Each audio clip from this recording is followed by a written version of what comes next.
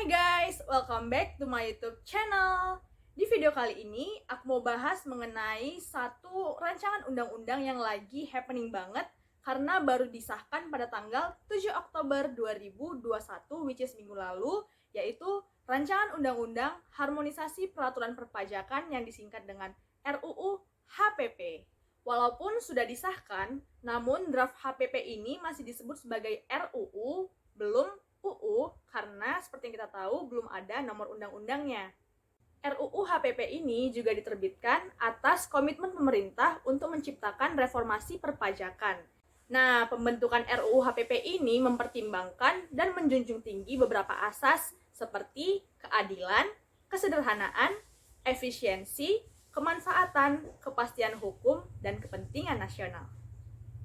Oke, next. Jadi, RUU HPP ini sebenarnya memuat beberapa undang-undang perpajakan.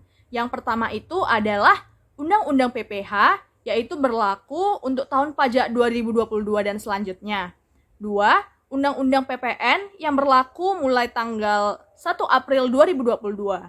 Yang ketiga, Undang-Undang KUP yang berlaku mulai tanggal diundangkannya RUU HPP ini.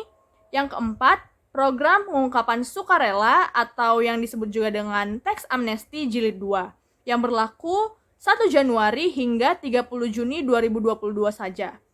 Dan yang kelima, pajak karbon berlaku dari 1 April 2022 dan yang keenam atau yang terakhir, perubahan Undang-Undang Cukai yang berlaku mulai tanggal diundangkan.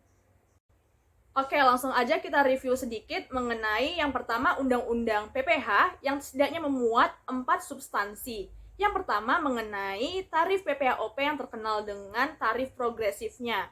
Nah, sebelum adanya RUU HPP ini, lapisan dari tarif PPh-OP itu hanya ada 4. Namun setelahnya ada 5 dan terdapat perbedaan rentang penghasilan. Bisa kita perhatikan di sini bahwa untuk rentang penghasilan 0 hingga 60 juta terkena tarif 5%. Sebelumnya rentangnya hanya sampai 50 juta.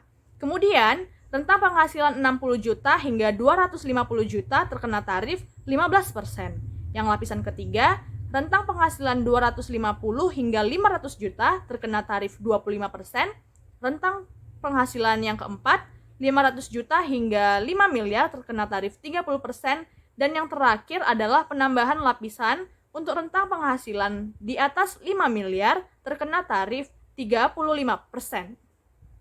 Substansi yang kedua dari Undang-Undang PPH yaitu pengenaan pajak atas natura. Nah, pemberian natura dari pemberi kerja kepada pegawainya itu merupakan objek pajak penghasilan bagi si penerima atau dalam hal ini adalah pegawai. Sedangkan bagi pemberi kerja atau yang memberikan natura merupakan deductible expense atau sesuatu yang dapat dibiayakan sehingga dapat menjadi pengurang bagi penghasilan. 3. Batas peredaran bruto tidak kena pajak bagi wajib pajak orang pribadi. Nah, jika WPOP pengusaha menggunakan tarif PPh final, yaitu tarif UMKM 0,5% dalam PP 23 2018 dan peredarannya juga dalam setahun tidak melebihi 500 juta, maka tidak akan dikenai PPh. Selanjutnya, jika dalam tahun berjalan sudah melampaui 500 juta dalam setahun atau akumulasinya 500 juta dalam setahun, maka akan diperkenankan akan dipajaki yaitu tarif final tadi 0,5%. Yang keempat yaitu tarif PPh badan. Nah, seperti yang telah dijelaskan dalam Undang-Undang Cika PPh, di tahun 2002 nanti tarif PPh badan yaitu sebesar 20%. Namun, di Undang-Undang RUU HPP ini dijelaskan kembali bahwa tarifnya akan sama dengan tahun ini, yaitu sebesar 22%. Lanjut ke bagian 2, yaitu mengenai Undang-Undang PPN. Di Undang-Undang PPN setidaknya hanya mengatur 2 substansi. Yang pertama, mengatur mengenai fasilitas pembebasan PPN yang diberikan terhadap barang kebutuhan pokok, jasa kesehatan, jasa pendidikan, jasa pelayanan sosial, dan beberapa jenis jasa lainnya.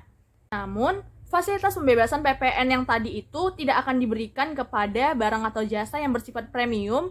Hal ini agar lebih mencerminkan keadilan dan tepat sasaran, serta dengan tetap menjaga kepentingan masyarakat dan dunia usaha.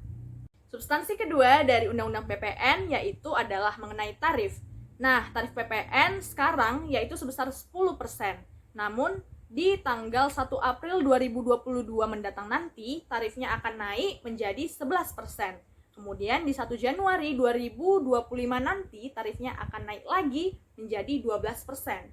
Kemudian ada juga tarif khusus yang akan dikenakan kepada barang atau jasa tertentu atau sektor tertentu, yaitu dikenakan tarif PPN final seperti tarif 1%, 2%, atau 3% yang akan diatur kemudian dalam PMK.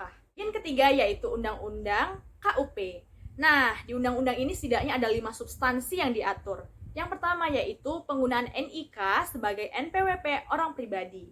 Integrasi basis data kependudukan yaitu NIK dengan sistem administrasi perpajakan yaitu NPWP orang pribadi bertujuan untuk mempermudah WP, OP melaksanakan pemenuhan hak dan kewajiban perpajakannya demi kesederhanaan administrasi dan kepentingan nasional.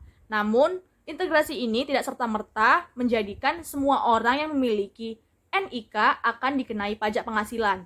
Hal ini tetap akan mempertimbangkan dari batas penghasilan tidak kena pajak, yaitu untuk orang pribadi sebesar 4.500.000 penghasilan per bulan atau setahunnya sekitar 54 juta, dan sedangkan untuk WPOP menggunakan PPh final atau pengusaha, batas peredaran bruto setahunnya yaitu di atas 500 juta per tahun. 2. Besaran penerapan sanksi pada saat pemeriksaan dan upaya hukum. Nah, di slide ini dijelaskan bahwa sanksi pemeriksaan itu sesuai dengan Undang-Undang Cika, yaitu menyesuaikan dengan besaran suku bunga acuan per bulan ditambah aplifaktor. Sedangkan sanksi untuk upaya hukumnya itu dalam keberatan sebesar 30%, banding 60%, dan peninjauan kembali sebesar 60%, yang artinya adalah tarifnya semakin rendah. 3. Kuasa wajib pajak. Kuasa wajib pajak ini dapat dilakukan oleh siapapun sepanjang memenuhi kualifikasi dari undang-undang.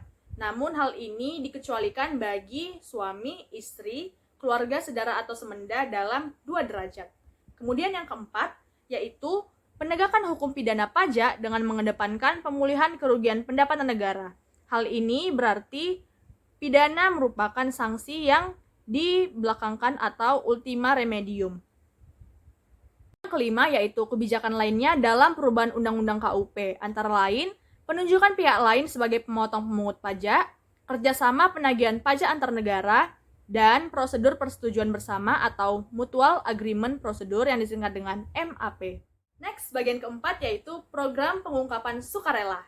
Nah, jika dilihat dari historinya, sebenarnya kegiatan atau program sejenis ini telah dilaksanakan mulai masa pemerintahan Presiden Soekarno, Presiden Soeharto, kemudian juga pada tahun 2008 ada Sunset Polisi, kemudian ada Tax Amnesty Jilid 1 pada tahun 2016, dan pada saat ini akan diterbitkan Tax Amnesty Jilid 2 yang disebut dengan Program Pengungkapan Secara Sukarela. Program ini hanya akan dilaksanakan dalam waktu 6 bulan, yaitu 1 Januari 2022 hingga 30 Juni 2022, yaitu tahun depan. Bagian yang kelima yaitu pajak karbon.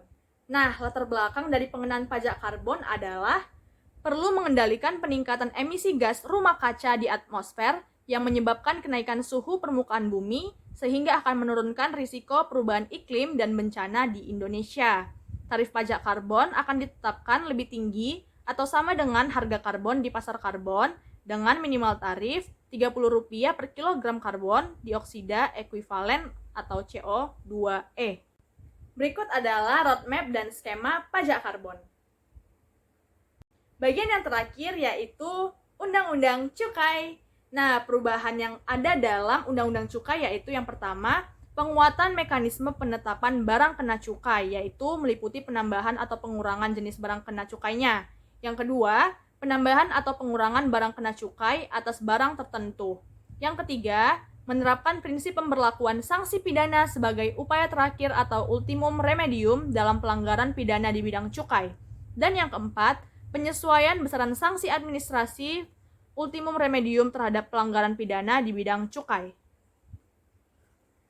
Oke, sekian aja buat video kali ini. Mudah-mudahan dapat dimengerti dan dapat bermanfaat. Dan jangan lupa buat like, comment, dan subscribe. And see you next time. Bye-bye.